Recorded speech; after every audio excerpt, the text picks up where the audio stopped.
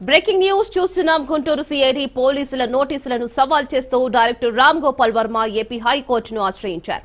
హైకోర్టులో ఆర్జీవీకి ఊరట లభించింది. ఆర్జీవీపై నమోదైన కేసు విచారణపై హైకోర్టు స్టే విధించింది. 2019లో విడుదలైన సినిమాపై ఇప్పుడు ఫిర్యాదు చేయడం ఏంటని హైకోర్టు ప్రశ్నించింది. వర్మపై 6 వారాల పాటు తదుపరి చర్యలు నిలుపుదల చేసింది ఏపీ హైకోర్టు.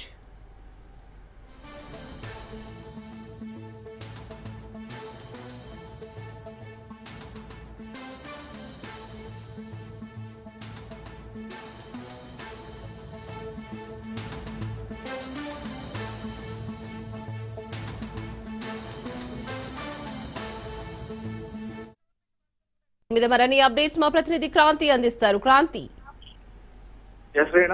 ఏపీ హైకోర్టులో ఆర్జీవీకి ఊరట లభించింది.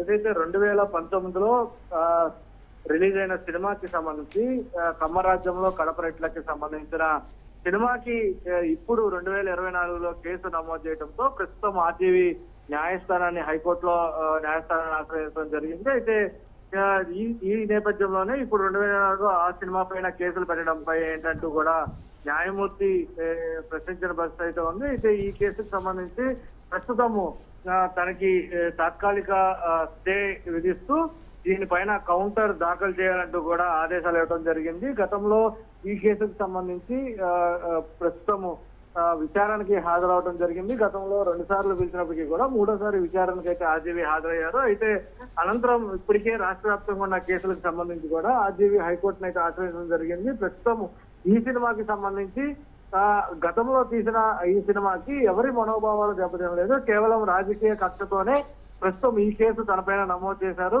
కాబట్టి అప్పటి సినిమాకి సంబంధించి ఇప్పుడు కేసు నమోదు చేయడం ఏంటనేది కూడా ఆర్జీవీ తరఫున న్యాయవాది హైకోర్టుకి నిర్వహించిన పరిస్థితి అయితే ఉంది. ఈ నేపథ్యంలోనే దీనికి సంబంధించి అటు కౌంటర్ దాఖలు చేయాలంటూ కూడా న్యాయమూర్తి ఆదేశించి కేసుని వాయిదా వేసిన పరిస్థితి అయితే ఉంది.